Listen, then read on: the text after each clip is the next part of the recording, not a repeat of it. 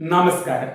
Calicut university FYUGP രണ്ടാം semester science വിദ്യാർത്ഥികളുടെ AEC മലയാളത്തിലെ അതായത് വിനിമയ മലയാളവും ശാസ്ത്രരചനയും എന്ന പേപ്പറിലെ മരണത്തിന്റെ കവിത രാജകൃഷ്ണൻ എഴുതിയ മരണത്തിന്റെ കവിത എന്ന് പറയുന്ന വിമർശന ലേഖനമാണ് ഈ ക്ലാസ്സിൽ നമ്മൾ ചർച്ച ചെയ്യാൻ പോകുന്നത്.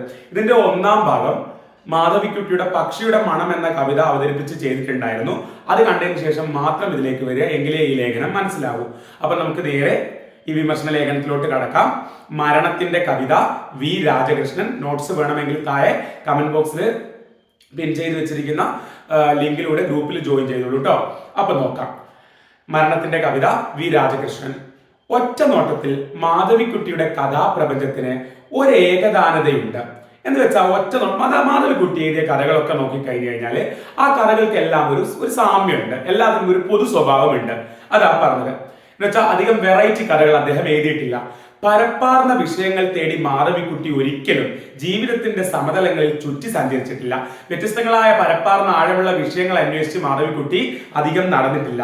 മറിച്ച് കൈപ്പിടിയിൽ ഒതുങ്ങിയെന്ന് അഹങ്കരിച്ചു തീരും മുമ്പ് പറന്നകന്ന സൂക്ഷ്മ അനുഭൂതികളുടെ രുചിയും ഗന്ധവും തേടി മനസ്സിന്റെ പാതി തുറന്നിട്ട അറകളിൽ പരുങ്ങി നടക്കാനാണ് അവർക്കിഷ്ടം. നോക്കൂ, എന്താണ് മാധവിക്കുട്ടി ചെയ്തത്? കൈപ്പിടിയിൽ ഒതുങ്ങിയെന്ന് അഹങ്കരിച്ച് തീരും മുമ്പേ പറന്നകന്ന, കൈവിട്ടു പോയ സൂക്ഷ്മ അനുഭൂതികളുടെ രുചിയും ഗന്ധവും തേടി മനസ്സിന്റെ പാതി തുറന്നിട്ട അറകളിൽ പരുങ്ങി നടക്കാനാണ് അവർക്കിഷ്ടം. എന്ന് വെച്ചാൽ മാധവിക്കുട്ടി കഥകൾ വായിക്കുമ്പോൾ നിങ്ങൾക്ക് ഒരുപാട് പരപ്പുള്ള വിഷയങ്ങളൊന്നും കിട്ടില്ല.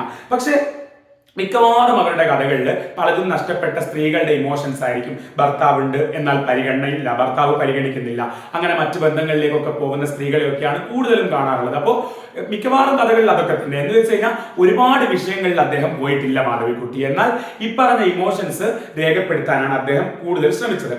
അവരുടെ ലോക നിരീക്ഷണങ്ങളുടെ വൈവിധ്യം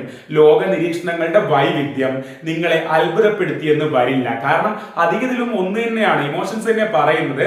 അതും ഒരേ ടൈപ്പ് സ്ത്രീകളുടെ പ്രശ്നങ്ങൾ തന്നെ പലപ്പോഴും പറഞ്ഞു കേട്ടിട്ടുള്ളത്. അപ്പോൾ അദ്ദേഹത്തിന്റെ ലോക നിരീക്ഷണങ്ങളുടെ വൈവിധ്യം നിങ്ങളെ അത്ഭുതപ്പെടുത്തി എന്ന് വരില്ല. വൈവിധ്യം, ഡൈവേഴ്സിറ്റി എന്ന് വെച്ചാൽ ഒരുപാട് തരം ആൾക്കാരുടെ കഥയൊന്നും അദ്ദേഹം എഴുതിയിട്ടില്ല.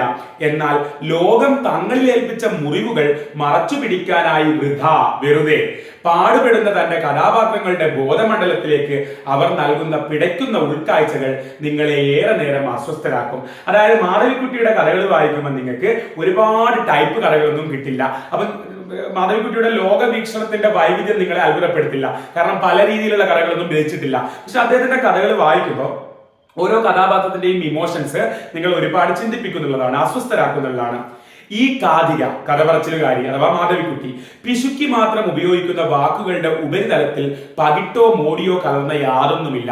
എന്ന് വെച്ച് കഴിഞ്ഞാൽ മാധവിക്കുട്ടി എന്നൊരു ഇന്റർവ്യൂവിൽ പറഞ്ഞിട്ടുണ്ട്, എന്റെ കയ്യിൽ വാക്കുകൾ കുറച്ചേ ഉള്ളൂ, അധികം അലങ്കാരങ്ങളോ അധികം ഉപമകളോ കാര്യങ്ങളോ ഒന്നുമില്ല, വാചകങ്ങൾ കുറച്ചേ ഉള്ളൂ, എനിക്ക് അതുപോലെയുള്ള വിദ്യാഭ്യാസം കുറച്ചേ കിട്ടിയിട്ടുള്ളൂ എന്നൊക്കെ മാധവിക്കുട്ടി പറഞ്ഞിട്ടുണ്ട്. അതുകൊണ്ട് പിശുക്കി മാത്രം ഉപയോഗിക്കുന്ന വാക്കുകൾ, ഒരുപാട് വാക്കുകളൊന്നും ഉപയോഗിച്ചിട്ടില്ല. ഈ അധികം പിശുക്കി മാത്രം ഉപയോഗിക്കുന്ന വാക്കുകൾ അവരുടെ കയ്യിൽ കുറഞ്ഞ പരസമ്പത്തേ ഉള്ളൂ. അത് അദ്ദേഹം തന്നെ പറഞ്ഞിട്ടുണ്ട് ഇന്റർവ്യൂവിൽ. ഉപരിതലത്തിൽ പകിട്ടോ മോടിയോ കലർന്ന യാതൊന്നുമില്ല, അധികം ഡെക്കറേറ്റ് ചെയ്ത് ചെയ്യുന്ന പരിപാടിയൊന്നുമില്ല, അധികം ആലങ്കാരികമായിട്ട് ചെയ്യുന്ന പരിപാടിയൊന്നുമില്ല. അത് മാധവിക്കുട്ടിയെ വായിക്കുന്നത് നിങ്ങൾക്ക് അറിയായിരിക്കും.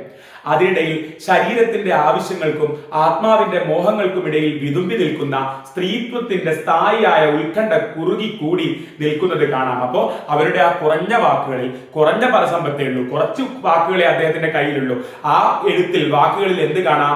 ശരീരത്തിന്റെ ആവശ്യങ്ങൾക്കും ആത്മാവിന്റെ മോഹങ്ങൾക്കും ഇടയിൽ വിതുമ്പി നിൽക്കുന്ന, എന്നുവെച്ചാൽ പലതും കിട്ടേണ്ടത് കിട്ടാത്ത സ്ത്രീകളെ കുറിച്ചാണ് പറയുന്നത്. സ്ത്രീത്വത്തിന്റെ സ്ഥായിയായ ഉത്കണ്ഠ കൂടി നിൽക്കുന്നത് കാണാം. മാധവിക്കുട്ടിയുടെ കഥകൾ വായിക്കുമ്പോൾ മിക്കവാറും എല്ലാ കഥകളും എന്ത് തന്നെയാണ്? സ്ത്രീകളുടെ പ്രശ്നം തന്നെ. അതിൽ തന്നെ മിക്കവാറും ഭർത്താവിന്റെ പരിഗണന കിട്ടാത്ത, നല്ല ദാമ്പത്യം കിട്ടാത്ത, മറ്റു ബന്ധങ്ങളിലേക്ക് പോകുന്ന സ്ത്രീകളൊക്കെയാണ് അതിൽ കാണാൻ പറ്റുക.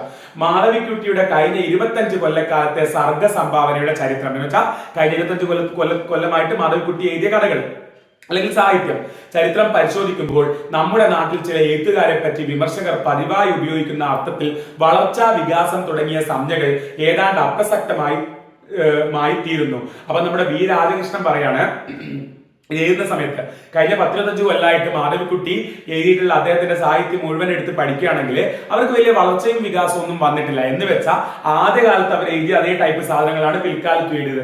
ഒരേ രീതിയിലുള്ള കഥകൾ തന്നെയാണ് പിന്നെയും എഴുതിയത്. മാധവിക്കുട്ടിയുടെ കഥാസപര്യയെ എന്ന് വെച്ചാൽ സപര്യ എന്നൊക്കെ പറഞ്ഞു കഴിഞ്ഞാൽ ആരാധനാപൂർവമായ സേവനം എന്നൊക്കെയുള്ള അർത്ഥമാണ്. അപ്പം കഥാസപര്യയെ ആ കഥയത്തിന് അത്രയും വലിയ കാര്യമായിട്ട് കാണുകയാണ്. മാധവിക്കുട്ടിയുടെ കഥാസപര്യയെ പല ഘട്ടങ്ങളായി തരംതിരിക്കാനോ ആ ഘട്ടങ്ങളെ പരസ്പരം താരതമ്യപ്പെടുത്താനോ ശ്രമിക്കുന്നത് വ്യർത്ഥമായിരിക്കും, അർത്ഥമില്ലാത്തതായിരിക്കും. മാധവിക്കുട്ടിയുടെ കഥയത്തിനെ പല ഘട്ടങ്ങളായിട്ടോ വെവ്വേറെ ക്ലാസിഫൈ ചെയ്യാനൊന്നും പറ്റില്ല. കാരണം എല്ലാ കാലത്തും അദ്ദേഹം എഴുതിയത് ഏറെക്കുറെ ഒരേപോലത്തെ രചനകൾ തന്നെയാണെന്നുള്ളതാണ്. കാരണം അവരെ അലോസരം കൊള്ളിച്ചു പോകുന്ന ധർമ്മസങ്കടങ്ങൾ, അവർ ലാളിക്കാൻ ആഗ്രഹിച്ച പീഡകൾ എല്ലാ കാലത്തും ഏതാണ്ട് ഒന്ന് തന്നെയായിരുന്നു. ഞാൻ പറഞ്ഞ കാര്യം തന്നെ. അതായത് മാധവിക്കുട്ടിയുടെ കഥ, ഇപ്പൊ മാധവിക്കുട്ടി എഴുതി തുടങ്ങിയിട്ട് 10 വർഷം വരെ എഴുതിയ കഥ ഇത് 10 വർഷത്തിന് ശേഷം എഴുതിയത്, അങ്ങനെയൊന്നും നമുക്ക് എന്ത് ചെയ്യാൻ പറ്റില്ല, ക്ലാസിഫൈ ചെയ്യാൻ പറ്റില്ല. കാരണം എന്താണെന്ന് വെച്ച് കഴിഞ്ഞാൽ എല്ലാ കാലത്തും അദ്ദേഹത്തിന്റെ കഥകളിൽ ഒരേ പ്രശ്നങ്ങൾ തന്നെയാണ് ഉണ്ടായിട്ടുള്ളത്. അതുകൊണ്ടാണ്, അതായത് ഒരേ ടൈപ്പ് കാര്യങ്ങൾ തന്നെയാണ് എപ്പോഴും എഴുതിയിട്ടുള്ളത്. ആധുനിക കാലഘട്ടത്തിൽ പ്രേമത്തിനും ദാമ്പത്യ സ്നേഹത്തിനും സംഭവിച്ചിട്ടുള്ള, ആധുനിക കാലഘട്ടത്തിൽ, പുതിയ കാലഘട്ടത്തിൽ പ്രേമത്തിനും ദാമ്പത്യ സ്നേഹത്തിനും ഭാര്യാഭർത്തൃ ബന്ധത്തിനും സംഭവിച്ചിട്ടുള്ള അർത്ഥപരിണാമമാണ് മാധവിക്കുട്ടിയുടെ ആത്മസംഘർഷങ്ങളുടെ കേന്ദ്ര ബിന്ദു എന്ന് പറഞ്ഞാൽ ശരിയായിരിക്കുമോ? അല്ലെ, മാധവിക്കുട്ടിയെ വായിക്കുമ്പോൾ എനിക്ക് തോന്നാറുണ്ട്, ശരിയാണെന്ന് തോന്നാറുണ്ട്. ഇപ്പൊ ഈ ലേഖകൻ ചോദിക്കുന്നത്, അതായത് ആധുനിക കാലഘട്ടത്തിൽ പ്രേമത്തിനും ദാമ്പത്യ സ്നേഹത്തിനും സംഭവിച്ചിട്ടുള്ള അർത്ഥപരിണാമം, മാറ്റങ്ങൾ, അതായത് പണ്ടുള്ള പ്രണയമല്ലല്ലോ പിൽക്കാലത്ത്, അതായത് അങ്ങോട്ടും ഇങ്ങോട്ടും പാർട്ട്നേഴ്സ് പരിഗണിക്കുന്നതും പരിഗണന കാര്യങ്ങളും ഒക്കെ, സ്നേഹം, ഇതൊക്കെ മാറി മറിഞ്ഞിട്ടുണ്ടല്ലോ. അതാണ് അദ്ദേഹത്തിന്റെ, മാധവിക്കുട്ടിയുടെ ആത്മസംഘർഷങ്ങളുടെ കേന്ദ്ര ബിന്ദു. കാരണം മിക്കവാറും കഥകളിൽ അതൊക്കെ തന്നെയാണ് പറയുന്നത് എന്ന് പറഞ്ഞാൽ ശരിയായിരിക്കുമോ? അറിയില്ല. ഈ മട്ടിലുള്ള ഏതോ ഭാവബദ്ധത, ഒരു തെറ്റിൽ നിന്ന് മറ്റൊരു തെറ്റിലേക്ക് വഴുതി വീഴുന്ന തന്റെ സ്ത്രീ കഥാപാത്രങ്ങളെ നേരിയ ക്രൂരത കലർന്ന സഹാനുഭൂതിയോടെ നോക്കിക്കാണുന്ന ഈ എഴുത്തുകാരിയെ തുടക്കം മുതൽ ഗ്രസിച്ചിരിക്കുന്നതായി കാണാൻ പ്രയാസമില്ല. എന്ന് വെച്ചാൽ പറയാണ്, മാധവിക്കുട്ടിയുടെ കഥകളിലൊക്കെ മിക്കവാറും എന്തുണ്ടാവും, ഈ പറഞ്ഞ പോലെ സ്ത്രീകൾ അനുഭവിക്കുന്ന പ്രശ്നങ്ങൾ, ഭർത്താവിൽ നിന്നുള്ള പരിഗണനയില്ലായ്മ, കാമുകനിൽ നിന്നുള്ള പരിഗണനയില്ലായ്മ, അങ്ങനെയുള്ള ഒരുപാട് പ്രശ്നങ്ങൾ കാണാം. അപ്പൊ എല്ലാ കഥകളിലും ഇത് തന്നെ നിറഞ്ഞു നിൽക്കാൻ കാരണം എന്താ? അങ്ങനെ എന്തോ ഒരു ഭാവബദ്ധത മാധവിക്കുട്ടിക്കും കുട്ടിക്കാലം മുതലേ ഉണ്ടായിരുന്നോ? ചെറിയ പ്രായം തൊട്ടേ ഉണ്ടായിരുന്നോ? അങ്ങനെയല്ലേ നമ്മൾ എഴുതുന്ന എഴുത്തുകളൊക്കെ നമ്മുടെ ഉള്ളിൽ തന്നെയല്ലേ റിഫ്ലക്ട് ചെയ്യുന്നത്. എന്നാൽ മാധവിക്കുട്ടിയുടെ ചെറുകഥകളിലെ പ്രമേയ ഘടനയിൽ പല സൂക്ഷ്മ വ്യതിയാനങ്ങൾക്കും ഇടമുള്ളതായി കാണാം. മാധവിക്കുട്ടിയുടെ ചെറുകഥകളിലെ പ്രമേയ ഘടനയിൽ പല സൂക്ഷ്മ വ്യതിയാനങ്ങൾക്കും സൂക്ഷ്മ വ്യത്യാസങ്ങൾക്കും ഇടമുള്ളതായി കാണാം. മലയാളത്തിലെ ചുരുക്കം ചില എഴുത്തുകാർക്ക് മാത്രം സാധിച്ചതുപോലെ അസൂയാർഹമായ വേഗത്തിൽ അവർ വഴക്കിയെടുത്ത കഥാശില്പം കൂടി കാലാന്തരത്തിൽ ചില മാറ്റങ്ങൾക്ക് വിധേയമായി തീർന്നു. കാലങ്ങൾ കഴിഞ്ഞപ്പോഴത്തേക്ക്, കുറെ കാലം കഴിഞ്ഞപ്പോഴത്തേക്ക് എഴുതുന്ന രീതിക്കൊക്കെ മാറ്റം വന്നു. 1950കളിൽ എഴുത്താരംഭിച്ചപ്പോൾ മാധവിക്കുട്ടി നേർത്ത രേഖകളും ഇളം ചായങ്ങളും കൊണ്ട് തന്റെ കഥാപാത്രങ്ങളുടെ മൂക ദുഃഖങ്ങൾ പകർത്താൻ ഇഷ്ടപ്പെട്ടു. ആ രേഖകൾ പലതിനും ക്രമേണ കൂടുതൽ തെളിമയും ബലവും കൈവന്നു. അതായത് മാധവിക്കുട്ടി ആദ്യകാലത്ത് എഴുതിയ കഥ വായിച്ചിട്ട് പിൽക്കാലത്ത് എഴുതിലേക്ക് വരുമ്പോഴത്തേക്ക് വിഷയങ്ങളിലൊന്നും വലിയ മാറ്റം വന്നിട്ടില്ലെങ്കിലും അത് അവതരിപ്പിക്കുന്ന രീതിക്ക് എന്ത് വന്നു? മാറ്റം വന്നു. ആദ്യം കുറച്ച് സംസാരിച്ചതിന് പിന്നെ കുറെ സംസാരിക്കാൻ തുടങ്ങി പ്രശ്നത്തെ കുറിച്ച്. അങ്ങനെ ഒരു മാറ്റം വന്നിട്ടുണ്ട്. ചായങ്ങൾക്ക് കടുപ്പവും സാന്ദ്രതയും ഏറിയ, എന്ന് വെച്ചാൽ പറഞ്ഞതിന്റെ അർത്ഥം ഇമോഷൻസ് ഒക്കെ ശക്തമായിട്ട് അവതരിപ്പിക്കാൻ തുടങ്ങി. സ്നേഹം നിഷേധിക്കപ്പെട്ട സ്ത്രീയുടെ പരാതികൾ ആവിഷ്കരിക്കുന്ന വേളയിൽ മാധവിക്കുട്ടി ആദ്യം ഉപയോഗിച്ചിരുന്ന മൗനത്തിന്റെ ഭാഷ, അതായത് മാധവിക്കുട്ടി ആദ്യകാലങ്ങളിൽ എഴുതിയ കഥകളിൽ, ഞാൻ പറഞ്ഞല്ലോ എല്ലാ കാലത്തും എന്തായിരുന്നു, കഥകളിൽ ഇതൊക്കെ തന്നെയായിരുന്നു വിഷയം. സ്നേഹം നിഷേധിക്കപ്പെട്ട സ്ത്രീയൊക്കെ മാധവിക്കുട്ടിയുടെ സ്ഥിരം വിഷയം തന്നെയാണ്. അപ്പൊ ആദ്യകാലത്തിൽ അദ്ദേഹം എഴുതുമ്പോൾ സ്നേഹം നിഷേധിക്കപ്പെട്ട സ്ത്രീയുടെ പരാതികൾ ആവിഷ്കരിക്കുന്ന വേളയിൽ, അതായത് മാധവിക്കുട്ടി എഴുതുന്നതിന്റെ ആദ്യകാലത്ത് സ്നേഹം നിഷേധിക്കപ്പെട്ട, സ്നേഹം അർഹിച്ചിട്ടും കിട്ടാത്ത സ്ത്രീയുടെ പരാതികൾ ആവിഷ്കരിക്കുന്ന വേളയിൽ മാധവിക്കുട്ടി ആദ്യം ഉപയോഗിച്ചിരുന്ന മൗനത്തിന്റെ ഭാഷ, അധികമൊന്നും വാക്കുകൾ ഉപയോഗിച്ചിരുന്നില്ല. ഒരു ഘട്ടത്തിൽ നമ്മുടെ സാഹിത്യ ലോകത്തിന്റെ ആകെ ശ്രദ്ധ ഉണർത്തിയ നീണ്ട രോദനമായി പെരുകിക്കൂടി. പിന്നീട് എല്ലാവരും ശ്രദ്ധിക്കുന്ന രീതിയിലുള്ള നീണ്ട രോദനം കരച്ചിലായിട്ട് മാറി, വെറും മൗനമായിട്ടുണ്ടായിരുന്നത്. അങ്ങനെ മാധവിക്കുട്ടി തനിക്ക് തന്നെ അപരിചിതമായ ഒരു മേഖലയിലേക്ക് തന്റെ സ്മൃതികളെയും, അതായത് ഓർമ്മകളെ, സങ്കല്പങ്ങളെയും എടുത്തുകൊണ്ട് ഉയരാൻ ആരംഭിച്ചു എന്നതിന്റെ സൂചന ഉൾക്കൊള്ളുന്ന ഒരു സൃഷ്ടിയെ കുറിച്ചാണ് ഇവിടെ നാം ചിന്തിക്കുന്നത്. അപ്പോൾ മാധവിക്കുട്ടി എഴുത്തിന്റെ തുടക്കകാലത്ത് ഈ പറഞ്ഞ സ്നേഹം കിട്ടാത്ത സ്ത്രീകളുടെ ഒക്കെ വിഷയങ്ങൾ മൗനമായിട്ട് അവതരിപ്പിച്ചത് പിൽക്കാലത്ത് എന്തായി ഉറക്കെ പറയാൻ തുടങ്ങി. അങ്ങനെയുള്ള ഒരു കൃതിയാണ് നമ്മളിവിടെ പഠിക്കാൻ പോകുന്നതെന്നാണ് പറയുന്നത്. മാധവിക്കുട്ടിയുടെ സർഗദർശനത്തിന്റെ അപൂർവ ഭംഗി അത്രയും ഉൾക്കൊള്ളുന്ന ഒരു ചെറുകഥയാണ് പക്ഷിയുടെ മണം. അങ്ങനെ ഈ പക്ഷിയുടെ മണം എന്ന് പറയുന്ന കഥയെ കുറിച്ച് ഡീറ്റെയിൽ ആയിട്ട് പഠിക്കാൻ പോവാണ്. അതിനു വേണ്ടിയിട്ടാണ് കഴിഞ്ഞ വീഡിയോയില് പക്ഷിയുടെ മണം നിങ്ങൾക്ക് പറഞ്ഞു തന്നത്. അപ്പം അങ്ങനെ മാധവിക്കുട്ടി മാധവിക്കുട്ടിയുടെ സർഗദർശനത്തിന്റെ അപൂർവ ഭംഗി അത്രയും, എഴുത്തിന്റെ അപൂർവ ഭംഗി അത്രയും ഉൾക്കൊള്ളുന്ന ഒരു ചെറുകഥയാണ് എന്ത് പക്ഷിയുടെ മണം. ഇനി അതിലേക്ക് പോവാണ്. അപ്പൊ ഇനി എനിക്ക് അങ്ങോട്ട് വേഗത്തിൽ പറഞ്ഞു പോകാൻ പറ്റും. കാരണം ആ കഥ നിങ്ങൾ ഓൾറെഡി കേട്ടല്ലോ. കേട്ടില്ലെങ്കിൽ അത് കേട്ടിട്ടാണ് ഇതിലേക്ക് വരാവൂ. നോക്കേ, കൽക്കത്തയിലെ ടെക്സ്റ്റൈൽ കമ്പനിയുടെ ഉദ്യോഗ പരസ്യം കണ്ട് വീട്ടിൽ നിന്ന് ഇറങ്ങിത്തിരിക്കുന്ന കഥാനായിക, ഇത് ഞാൻ വിശദീകരിക്കുകയില്ല കാരണം അപ്പുറം ഒരു വീഡിയോ ഇത് തന്നെ ചെയ്തിട്ടുണ്ട് ഈ കഥ തന്നെ.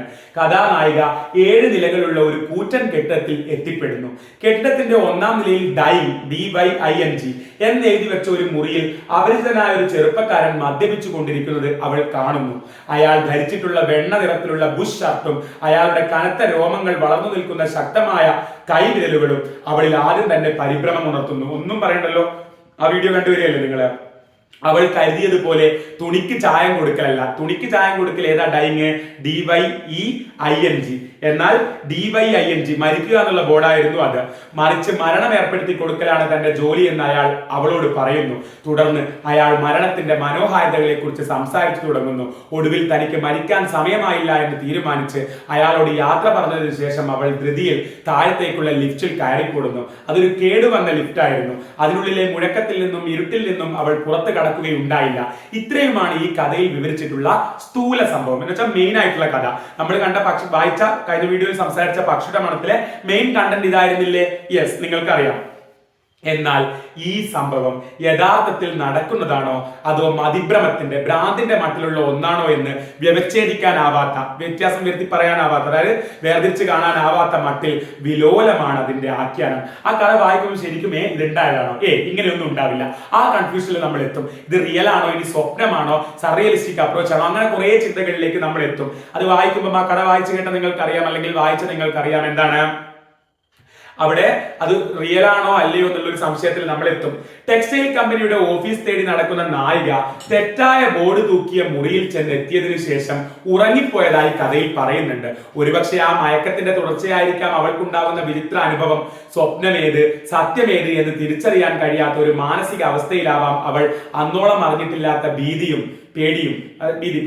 സൗന്ദര്യവും കലർന്ന ഒരു ലോകത്തിന്റെ ആകർഷണത്തിൽ താഴ്ന്നു പോകുന്നത്. മരണത്തെ കുറിച്ചൊക്കെ പറയുമ്പോൾ അതിലേക്ക് താഴ്ന്നു പോകുന്നത് സ്വപ്നമാണോ സത്യമാണോ എന്ന് വ്യവച്ഛേദിച്ചറിയാൻ പറ്റാത്തൊരവസ്ഥയിലായിരിക്കും. മാന്ത്രിക പ്രതീതി വഹിക്കുന്ന ഈ അന്തരീക്ഷ കൽപ്പനയുടെ പ്രത്യേകത കൊണ്ടായിരിക്കണം മാധവിക്കുട്ടിയുടെ കഥകളിൽ നാം സാധാരണ കാണുന്ന മാനസിക അപഗ്രഥന രീതി, സൈക്കോ അനാലിസിസ്, ഇവിടെ പ്രയോഗിച്ച് കാണാത്തത്. കൊച്ചു കൊച്ചു സംഭാഷണങ്ങളിലൂടെയും ചിന്താശകലങ്ങളിലൂടെയും വിടർന്നു കൂമ്പുന്ന സ്ത്രീ വേദനയുടെ മർമ്മരങ്ങൾ ഇവിടെ ഇല്ല. മറ്റു കഥകളിലുള്ളതുപോലെ ആ ഒരു പെയിന്റിന്റെ മർമ്മരങ്ങൾ ഇവിടെ ഇല്ല. കാരണം ഈ കഥയിലെ നായിക തന്നേക്കാൾ വലിയൊരു സത്യത്തെ എതിരിട്ട് നിൽക്കുകയാണ്. തന്നേക്കാൾ വലിയ സത്യം ഈ കഥയിൽ മരണമാണ്, അല്ലെ? മരണത്തെ എതിരിട്ട് നിൽക്കുകയാണ്. അതുകൊണ്ട് ആ സാധാരണ സ്ത്രീവേദനയുടെ മർമ്മരങ്ങളിൽ കാണാനില്ല. ആ സത്യം ആകാരം പൂണ്ട, ഏത് സത്യം? മരണം. ആകാരം പൂണ്ട, രൂപം പൂണ്ട അപരിചിതനായ ചെറുപ്പക്കാരന്റെ വാക്കുകളിൽ, അതാണ് അപരിചിതനായ ചെറുപ്പക്കാരനായാലും മരണമാണല്ലോ. ആക്ച്വലി മരണം രൂപം പൂണ്ട രീതിയിലല്ലേ വന്നിരിക്കുന്നത്. അപ്പൊ ആ സത്യം, മരണം എന്ന സത്യം ആകാരം പൂണ്ട അപരിചിതനായ ചെറുപ്പക്കാരന്റെ വാക്കുകളിൽ അവളുടെ വ്യക്തിത്വം പുതിയൊരു മേഖല സ്പർശിച്ചറിയുകയാണ്, അല്ലെ? നിനക്കറിയാമോ മരണത്തിന്റെ മണം എന്താണെന്ന് അയാൾ ചോദിക്കുന്നതാ. എന്ന അയാളുടെ ചോദ്യത്തിന്റെ മുമ്പിൽ മോഹമുഗ്ധയായി മിഴിച്ചിരിക്കുന്ന അവൾ മരണത്തിന്റെ മണം എന്താണെന്ന് ചോദിക്കുമ്പോൾ അവൾ ഇങ്ങനെ മിഴിച്ചു നിൽക്കുന്നു. അവളുടെ മനസ്സിൽ മറവിയിൽ ആണ്ടുകിടന്നിരുന്ന പല ബന്ധപരമ്പരകളും കടന്നു വരുന്നു, അല്ലെ? മരണത്തിന്റെ മണം ചോദിച്ചപ്പം അച്ഛന്റെ പ്രമേയവും അമ്മേന്റെ വ്രണവും ഒക്കെ ഓർമ്മ വരുന്നുണ്ടല്ലോ അവൾക്ക്. പഴുത്ത വ്രണങ്ങളുടെ മണം, പഴത്തോട്ടങ്ങളുടെ മധുരമായ മണം, ചന്ദനത്തിരികളുടെ ഗന്ധം, അങ്ങനെ അവളുടെ ഓർമ്മയിൽ മരണവുമായി ബന്ധപ്പെട്ട് കിടക്കുന്ന ഇന്ദ്രിയ സംവേദനങ്ങൾ ഓരോന്നായി തെളിഞ്ഞു വരുന്നു. അത് ആ ഓർമ്മകളാണ് അവളുടെ മനസ്സിൽ മരണത്തിന്റെ ഇത് ഉണർത്തുന്നത്. വെളുത്തു തടിച്ച പുഴുക്കൾ ഇഴയുന്ന കാലിലെ വ്രണങ്ങളുടെ വേദനയടക്കാൻ പാടുപെടുന്ന അമ്മയുടെ ഞരക്കവും, പ്രമേഹ രോഗിയായ അച്ഛന്റെ മുറിയിൽ വീശിയ പഴത്തോട്ടങ്ങളിൽ നിന്നുള്ള കാറ്റിന്റെ മതിപ്പിക്കുന്ന ഗന്ധവും വീണ്ടും അവളെ തേടി വരുന്നു. ഓർമ്മയില്ല കഥയിൽ? അതൊക്കെയായിരുന്നു അവൾക്ക് മരണത്തെക്കുറിച്ചുള്ള ഓർമ്മ. തന്റെ മുന്നിലിരിക്കുന്ന ചെറുപ്പക്കാരന്റെ പ്രേരണാശക്തി മുറ്റിയ വാഗ്മിത്വത്തിന്, അതായത് മുന്നിലിരിക്കുന്ന ചെറുപ്പക്കാരൻ ആക്ച്വലി മരണത്തിന് രൂപം കൊണ്ട രീതിയാണെന്നല്ലേ പറയുന്നത്, അയാൾ മരണമാണെന്നല്ലേ പറയുന്നത്. അപ്പൊ അയാളുടെ പ്രേരണാശക്തി, പ്രേരിപ്പിക്കുന്ന രീതിയിലുള്ള വാഗ്മിത്വം, സംസാരം, അയാളുടെ വർത്താനം കേൾക്കുമ്പോൾ മരണത്തിന് ഇങ്ങനെ വർണ്ണിച്ച് പറയുമ്പോൾ അങ്ങ് മരിച്ചാലൊന്നും വരെ തോന്നിപ്പോകും. അതാണ് പ്രേരണാശക്തി ഉള്ള അങ്ങനെ ഉണ്ടല്ലോ, പറഞ്ഞു ഫലിപ്പിച്ചിട്ട് മരണത്തിലേക്ക് അങ്ങ് അടുപ്പിക്കല്ലേ. വാഗ്മിത്വത്തിന് തീവ്രത ഏറും തോറും, അതായത് അയാൾ മരണത്തെക്കുറിച്ച് കൂടുതൽ സംസാരിക്കും തോറും മരണത്തോട് തനിക്ക് എന്നും ഒരു രഹസ്യമായ ഒരു താല്പര്യം ഉണ്ടായിരുന്നുവോ എന്ന് അവൾ സംശയിച്ചു പോകുന്നു. ആ രീതിയിലാണ് അവിടെ ആ ചെറുപ്പക്കാരൻ മരണത്തെക്കുറിച്ച് വിശദീകരിക്കുന്നത്. അവളുടെ ബാല്യ അനുഭവവുമായി ബന്ധപ്പെട്ട, കുട്ടിക്കാല അനുഭവവുമായി ബന്ധപ്പെട്ട ഒരു രംഗം അയാൾ സൂചിപ്പിക്കുന്നുണ്ട്. ഓർമ്മിച്ചു നോക്കി, എന്തായിരുന്നു? 11 വയസ്സുള്ളപ്പോൾ മഞ്ഞക്കാമല പിടിപെട്ട് അവശയായി കിടക്കുന്ന വേളയിൽ അവൾ ജാലകത്തിലൂടെ അലറിപ്പൂക്കൾ കാണുമായിരുന്നു. അവളുടെ കണ്ണുകളിൽ മഞ്ഞ നിറം കൊണ്ടുനിന്ന ആ അലറിപ്പൂക്കൾക്കിടയിൽ താൻ അവൾക്ക് വേണ്ടി കാത്തിരിക്കുമായിരുന്നു എന്ന് അയാൾ അഭിമാനപൂർവ്വം ഓർമ്മിക്കുന്നു. മരണമായിരിക്കും അല്ലെ? ആ കാത്തിരിപ്പിന്റെയും അതിന്റെ പിന്നിലുള്ള അപാരമായ സ്നേഹത്തിന്റെയും കഥ കുട്ടിയായിരുന്ന അവൾക്ക് അന്ന് അറിയുമായിരുന്നില്ല. ആ സ്നേഹത്തിന്റെ പരിപൂർണത, അതിന്റെ അന്തിമമായ സാഫല്യം ആവശ്യപ്പെട്ടുകൊണ്ടാണ് അയാൾ ഇപ്പോൾ അവളുടെ മുമ്പിൽ വന്നു നിൽക്കുന്നത്. മീൻസ് ആ സ്നേഹത്തിന്റെ അന്തിമമായ സാഫല്യം എന്ന് വെച്ചാൽ അയാളിലേക്ക് അടുക്കാൻ, അതായത് മരണത്തിലേക്ക് അടുക്കാൻ, മരിക്കാൻ വേണ്ടിയിട്ടാണ് നിർത്തുന്നത്. മാധവിക്കുട്ടിക്ക് പ്രിയങ്കരമായ ചില പ്രതിരൂപങ്ങളും ബിംബകൽപ്പനകളും ഇമേജസും ഈ കഥയിൽ മൃത്യുവിന്റെ ആവാഹനത്തിനായി ഉപയോഗിച്ചിരിക്കുന്നത് എന്ന് കാണാം. അത് മരണത്തിന്റെ ഇമേജ് ആയിട്ട് കൊടുത്തിരിക്കുന്നത് മാധവിക്കുട്ടിക്ക് ഫേവറേറ്റ് ആയിട്ടുള്ള കുറച്ച് കാര്യങ്ങളാണ്. ഉദാഹരണത്തിന്, നായികയുടെ മുന്നിൽ താൻ വെച്ചു നീട്ടുന്ന പ്രലോഭനത്തിന് മുഖവുര കുറിച്ചുകൊണ്ട് ചെറുപ്പക്കാരൻ ഒരു പക്ഷിയുടെ കഥ പറയുന്നുണ്ട്. പണ്ട് എന്റെ കിടപ്പുമുറിയിൽ തണുപ്പ് കാലത്ത് ഒരു പക്ഷി വന്നു പെട്ടു. മഞ്ഞ കലർന്ന തവിട്ട് നിറം, നിന്റെ സാരിയുടെ നിറം. അത് ജനവാതിലിന്റെ ചില്ലിന്മേൽ കൊക്കുകൊണ്ട് തട്ടി നോക്കി. ചില്ല് പൊട്ടിക്കുവാൻ ചിറകുകൾ കൊണ്ടും തട്ടി. അതെത്ര ക്ലേശിച്ചു. എന്നിട്ട് എന്തുണ്ടായി? അത് ക്ഷീണിച്ച് നിലത്ത് വീണു. ഞാൻ അതിനെ എന്റെ ഷൂസിട്ട കാലുകൊണ്ട് ചവിട്ടി അരച്ചു കളഞ്ഞു എന്ന് പറയുന്നുണ്ട്. അപ്പം അവിടെ മരണത്തെ ഓർമ്മിപ്പിക്കാൻ ആ കഥാപാത്രം പറയുന്നത് പക്ഷിയെ കുറിച്ചല്ല. അതാ പറയുന്നത് മാധവിക്കുട്ടിക്ക് ഫേവറേറ്റ് ആയിട്ടുള്ള കുറച്ച് രൂപകങ്ങൾ അവിടെ ഉപയോഗിച്ചു. കാരണം ആ പക്ഷിയാണ്, അല്ലെങ്കിൽ ആ പക്ഷിയുടെ മണവും കാര്യങ്ങളൊക്കെയാണ് മരണത്തിന്റെ സിമ്പലായിട്ട് അവിടെ കൊടുത്തിട്ടുള്ളത്. പിൽക്കാലത്ത് മാധവിക്കുട്ടി തന്റെ ആത്മകഥയുടെ ആരംഭത്തിൽ, മാധവിക്കുട്ടിയുടെ ആത്മകഥ ഏതാണ്? എന്റെ കഥ. അതിന്റെ തുടക്കത്തില് ചുറ്റുമുള്ള ലോകത്തിന്റെ സ്നേഹശൂന്യതയിലും, എന്നുവെച്ചാൽ സ്നേഹമില്ലാത്ത ചുറ്റുമുള്ള ആൾക്കാരെ, സ്വാർത്ഥത്തിലും, സെൽഫിഷ് സ്വഭാവം ചെന്നിടിച്ച് നൊമ്പരം കൊണ്ട് പിടയുന്ന തന്റെ വ്യക്തിചേതനയുടെ, തന്റെ ജീവന്റെ ദുരന്തം ആവിഷ്കരിക്കുവാൻ ഇതുപോലൊരു കുരുവിയുടെ കഥയാണ് കണ്ടെത്തിയത്. അതായത് മാധവിക്കുട്ടി ഈ കഥ എഴുതിയതിനു ശേഷം എഴുതിയതാണ് എന്റെ കഥ എന്ന് പറയുന്ന ആത്മകഥ. അതിൽ മാധവിക്കുട്ടിക്ക് ചുറ്റുവട്ടത്തുള്ള ആൾക്കാരുടെ സ്നേഹമില്ലായ്മയും അതുപോലെ തന്നെ സെൽഫിഷ് സ്വഭാവമൊക്കെ കാണിക്കാൻ വേണ്ടിയിട്ട്, കാരണം അതിൽ ചെന്ന് ഇടിച്ചിട്ട് വേദന കൊണ്ട് പുളയുന്ന തന്റെ അവസ്ഥ കാണിക്കാൻ വേണ്ടി ഇതുപോലെ ഒരു കുരുവിയുടെ കഥയാണ് കണ്ടെത്തിയത്. തന്റെ ഏറ്റവും അഗാധമായ, ആഴമേറിയ വൈകാരിക ഭീതികൾ, മാനസികമായിട്ടുള്ള പേടികൾ പുറത്തേക്ക് കാട്ടാൻ മാധവിക്കുട്ടി ഉപയോഗിച്ച പ്രതിരൂപ കൽപ്പനയുടെ മുന്നോടി ഒരു 10 വർഷത്തിന് മുമ്പ് എഴുതിയ ഈ ചെറുകഥയിൽ അടങ്ങിയിരുന്നു എന്ന് കാണുന്നത് കൗതുകകരമാണ്. അതായത് 1973 മാധവിക്കുട്ടി എന്റെ കഥ എഴുതുമ്പം അതില് മാധവിക്കുട്ടിയുടെ വേദനിക്കുന്ന അവസ്ഥ കാണിക്കാൻ വേണ്ടിയിട്ട് ചുറ്റുമുള്ള സ്നേഹമില്ലാത്ത ലോകം, അതുപോലെ തന്നെ ചുറ്റുമുള്ള സ്വാർത്ഥരായിട്ടുള്ള ആൾക്കാരെ, അതിൽ ചെന്ന് ഇടിച്ചിട്ട് വേദനിക്കുന്ന ഒരു പക്ഷിയായിട്ട് ഒരു കുരുവിയെ തന്നെ അവിടെ ഉപയോഗിക്കുന്നത്. അപ്പൊ തന്റെ ഉള്ളിലെ ഭീതി, വേദന കാണിക്കാൻ വേണ്ടി ഒരു കുരുവിയെ അവിടെ ഉപയോഗിച്ചു. എന്നാൽ അത് ഉപയോഗിക്കുന്നതിന്റെ വർഷങ്ങൾക്ക് മുമ്പ് എഴുതിയതാണ് ഏത്? നമ്മുടെ പക്ഷിയുടെ മണം. അതിലും ഇതേപോലെ മരണത്തെയൊക്കെ ആവിഷ്കരിക്കാൻ പക്ഷിയെ തന്നെ ഉപയോഗിച്ചു. അപ്പൊ അവർക്ക് ഇഷ്ടപ്പെട്ട ഒരു രൂപകമായിരിക്കാം, അല്ലെങ്കിൽ ഇമേജ് ആയിരിക്കാം, അതൊരു സിമ്പൽ ആയിരിക്കാം അത്. ദെൻ മരണത്തിന്റെയും ജീർണതയുടെയും അനുഭൂതിയെ, ഡീകമ്പോസിഷൻ, മരണത്തിന്റെയും ജീർണതയുടെയും അനുഭൂതിയെ പക്ഷികളുമായി ബന്ധപ്പെടുത്തി കാണാനുള്ള പ്രവണതയ്ക്ക് വേറെയും ദൃഷ്ടാന്തങ്ങൾ ഈ എഴുത്തുകാരുടെ കഥാലോകത്തുണ്ട്. ഇതാണ് ശരിക്കും അപഗ്രഥനാത്മക വായന കേട്ടോ. നമ്മൾ അപഗ്രഥിച്ച് പഠിക്കുകയാണ്. എങ്ങനെ മരണത്തിന്റെയും ജീർണതയുടെയും അനുഭൂതിയെ പക്ഷികളുമായി ബന്ധപ്പെടുത്തി കാണാനുള്ള പ്രവണതയ്ക്ക് വേറെയും ചില ദൃഷ്ടാന്തങ്ങൾ എന്ത് കാണാം? ഇദ്ദേഹത്തിന്റെ എഴുത്തിൽ കാണാം. മാധവിക്കുട്ടിയുടെ ഭാവനയിൽ നരിച്ചീറുകൾ, ബാറ്റ്സ്, വവ്വാലും, കടവാതിലും, പരുന്തുകളും മരണത്തിന്റെ ദുരൂഹമായ ആകർഷണത്തെ വലഞ്ചുറ്റി പറക്കുന്നു. ഈ പക്ഷികളെ മരണത്തിന്റെ സിമ്പല് കാണിക്കുന്ന വേറെയും രചനകൾ ഉണ്ട് എന്നാ പറയുന്ന മാധവിക്കുട്ടിക്ക്. പരുന്തുകൾ എന്ന ചെറുകഥയിലെ നായികയുടെ വിരഹാകുലമായ നിലവുകൾ ശ്രദ്ധിക്കുക. പരുന്തുകൾ എന്ന് പറയുന്ന ചെറുകഥയിലെ നായിക എന്താ പറയുന്നത്? നീ യാത്ര ചോദിച്ചു പോകുവാൻ ഒരുങ്ങുകയാണ്. നിനക്കിത് മറ്റൊരു കൈനീട്ടം മാത്രമാണ്. നിന്റെ ഹൃദയം ധരിക്കുന്ന തലയോട് മാലയിൽ ചേർക്കാൻ മറ്റൊരു മരണം. പക്ഷേ എന്റെ ഹൃദയം ചിറകറ്റ പക്ഷിയെ പോലെ. കണ്ടോ, അവിടെയും ഇമോഷൻ ആവിഷ്കരിക്കാൻ പക്ഷിയെ കൊണ്ടുവന്നത് മാധവിക്കുട്ടിയുടെ വേറൊരു കഥയാണ്. കിടന്നു പിടയ്ക്കുകയാണ്. ആ ചിറകടികളുടെ ശബ്ദം കേൾക്കുന്നില്ലേ? അവസാനിക്കാതെ നീണ്ടുപോകുന്ന ആ ചിറകടി. അപ്പം ഇമോഷൻസ് ആവിഷ്കരിക്കാൻ പക്ഷിയെ ഉദാഹരണമായിട്ട് എടുക്കുന്ന പരിപാടി മാധവിക്കുട്ടിക്ക് നിരന്തരമുണ്ട് എന്നുള്ളതാണ്. പക്ഷിയുടെ മണത്തിൽ നമ്മൾ പഠിച്ച കഥയിൽ അപരിചിതനായ ചെറുപ്പക്കാരൻ, സ്ട്രേഞ്ചർ ആയിട്ടുള്ള ചെറുപ്പക്കാരൻ തന്റെ സ്നേഹത്തിന്റെ അധികാരഭാവം വെളിപ്പെടുത്തിക്കൊണ്ട് നായികയോട് പറയുന്നു, എനിക്ക് നീ ഓരോന്നോരോന്നായി കാഴ്ചവെക്കും. കഥ ഓർമ്മയില്ലേ? ചുവന്ന ചുണ്ടുകൾ, ചാഞ്ചാടുന്ന കണ്ണുകൾ, അവയവ ഭംഗിയുള്ള ദേഹം, എല്ലാം ഓരോ രോമകൂപങ്ങൾ കൂടി കാഴ്ചവെക്കും. കഥയിൽ അയാൾ ഇത് പറയുന്ന ഘട്ടത്തിൽ ഏതോ ആഭിചാര പ്രയോഗത്തിന്റെ ശക്തിയാൽ എന്ന പോലെ, കൂടോത്രത്തിന്റെ ശക്തി എന്ന പോലെ അവളൊരു പക്ഷിയായി പരിണമിച്ചതായി നമുക്ക് അനുഭവപ്പെടുന്നു. അത്രയും ക്ലിയർ ആക്കുന്ന രീതിയിലല്ലേ ഈ കാര്യങ്ങൾ പറയുന്ന കഥയില്. ഒരു മഹാനഗരത്തിന്റെ പശ്ചാത്തലത്തിലാണ് കഥ നടക്കുന്നത്, ശരിയല്ലേ? അവള് പോകുന്ന ആ ഒരു ഇത്രയും വലിയ കെട്ടിടത്തിനെ കുറിച്ചൊക്കെ പറയുന്നുണ്ട്. ഒരു മഹാനഗരത്തിന്റെ പശ്ചാത്തലത്തിലാണ് കഥ നടക്കുന്നത്. കഥയിലെ സവിശേഷമായ അന്തരീക്ഷ സൃഷ്ടിയിൽ ഈ പശ്ചാത്തലത്തിന് പങ്കുള്ളതായി കാണാം. 7 നിലകളും 200-ലധികം മുറികളും 4 ലിഫ്റ്റുകളുമുള്ള കൂറ്റൻ കെട്ടിടത്തിൽ കാലുകുത്തിയത് മുതൽ അവളുടെ മനസാന്നിധ്യം നഷ്ടപ്പെട്ടു തുടങ്ങുന്നു. അല്ലെ, അവൾ ആകെ ടെൻഷനായിരുന്നു. കഥയുടെ ഒടുവിൽ അവൾ ധൃതിപ്പെട്ട് കയറുന്ന ലിഫ്റ്റ് ഒരു തകർച്ചയുടെ ആദ്യ സ്വരങ്ങളുടെ മുകളിലേക്ക് ഉയർന്നതായി പറഞ്ഞിരിക്കുന്നു. മരണത്തിന്റെ സത്യം അവൾക്ക് അനുഭവവേദ്യമാക്കി കൊടുക്കുന്ന അവസാനത്തെ ഐന്ദ്രിയ പ്രതീതി ആ കേടുവന്ന ലിഫ്റ്റിന്റെ നിലയ്ക്കാത്ത ഗർജനമാണ്. അതുവരെ മരണത്തെക്കുറിച്ച് സംസാരിക്കുന്നു, പിന്നെ അത് അനുഭവവേദ്യമായി കൊടുക്കുന്നത് ആ കേടുവന്ന ലിഫ്റ്റ് ആയിരിക്കാം, അല്ലെങ്കിൽ അതിന്റെ നിലയ്ക്കാത്ത ശബ്ദമായിരിക്കാം. നാട്ടിൽ ശാന്തമായ ഗ്രാമീണ ജീവിതത്തോട് ബന്ധപ്പെട്ട രസവാസനകളിലൂടെ, അല്ലെ, അവളവളുടെ കുട്ടിക്കാലമൊക്കെ ഓർമ്മിക്കുമ്പോഴത്തേക്ക് അച്ഛനെ അമ്മയൊക്കെ ഓർമ്മിക്കുമ്പോൾ നാട്ടിലൂടെ വന്നവളാണെന്ന് അറിയാം. രസവാസനകളിലൂടെ മരണത്തിന്റെ ഉത്തേജനം ഉൾക്കൊണ്ട അവൾ, മരണത്തെക്കുറിച്ചുള്ള അവളുടെ ഓർമ്മയൊക്കെ നാടുമായി ബന്ധപ്പെട്ടതാണ്, അവസാനമായി യാന്ത്രിക സംസ്കാരത്തിന്റെ ഭീഷണിയിൽ മൃതിതാളത്തിന്റെ സമ്പൂർണ്ണത കണ്ടെത്തുകയാവാം. അതായിരിക്കും ആ ലിഫ്റ്റിനെ കുറിച്ചിട്ട് ഉപയോഗിച്ചിട്ട് അവിടെ കാണിച്ചിട്ടുണ്ടാവുക. അതിലൂടെ കടന്നു വന്നുള്ള ആ മരണം അനുഭവവേദ്യമാകുന്നതാവാം എന്നുള്ളതാണ്. കഥയിൽ ഡൈങ്, DYING, മരണം എന്ന വാക്കിന്റെ യഥാർത്ഥ പ്രയോഗം മുകളിൽ സൂചിപ്പിക്കുകയുണ്ടായി.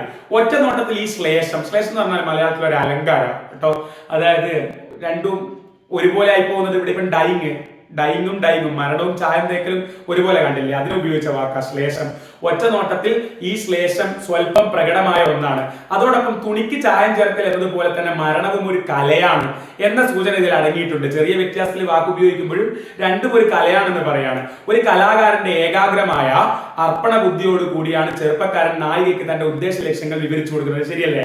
അത് മരണത്തെ കുറിച്ചിട്ട് ഒരു കലാകാരൻ പറയും പോലെയല്ലേ പറഞ്ഞു കൊടുക്കുന്നത്. അയാൾ ഉപയോഗിക്കുന്ന മാസ്കര ഭംഗി കലർന്ന രൂപകങ്ങൾ ഒരു കവിയുടെ സങ്കല്പത്തിൽ മാത്രം ഉദിക്കുന്നവയാണ്. ആ പക്ഷിയുടെ മണവും കാര്യങ്ങളും ഒക്കെ പറയുന്നില്ലേ, ഒരു കവിയുടെ സങ്കല്പത്തിൽ മാത്രം ഉദിക്കുന്ന രീതിയിൽ. അപ്പൊ അവിടെ പറയുന്ന മരണവും ഒരു കലയാണെന്ന് പറയാണ്.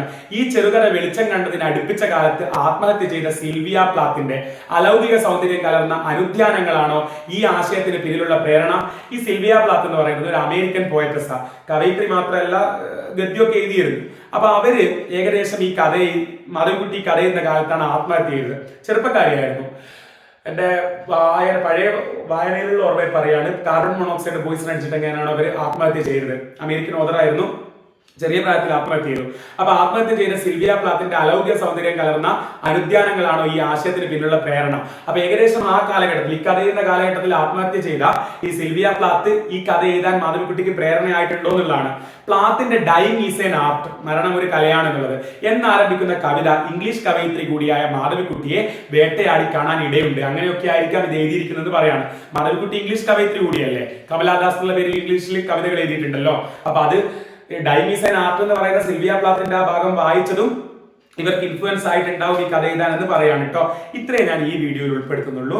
ഒരു വീഡിയോയും കൂടി എടുത്താൽ നമുക്ക് ഈ ചാപ്റ്റർ അവസാനിപ്പിക്കാം. അപ്പോൾ നിങ്ങൾക്ക് മനസ്സിലാവുന്നുണ്ടോ ഇല്ലയോ എന്നുള്ള കാര്യങ്ങൾ നിങ്ങൾ വ്യക്തമായിട്ടൊന്ന് കമന്റ് ചെയ്യണം കേട്ടോ. ഈ വിമർശനം എടുക്കുമ്പോൾ എനിക്ക് ടെൻഷനാണ്, മനസ്സിലാവുന്നുണ്ടോ, ഞാൻ കുറച്ചുകൂടി വിശദീകരിക്കേണ്ടതുണ്ടോ എന്നൊക്കെയുള്ള കാര്യങ്ങൾ. അഭിപ്രായം എന്തായാലും കമന്റ് ആയിട്ട് അറിയിക്കുക. നോട്ട്സ് വേണമെങ്കിൽ താഴെ കമന്റ് ബോക്സിലുള്ള ലിങ്കിൽ ജോയിൻ ചെയ്യാം. അപ്പൊ അടുത്ത ക്ലാസ്സിൽ വീണ്ടും കാണാം. ഇതിന്റെ ബാക്കിയായിട്ട് താങ്ക് യു.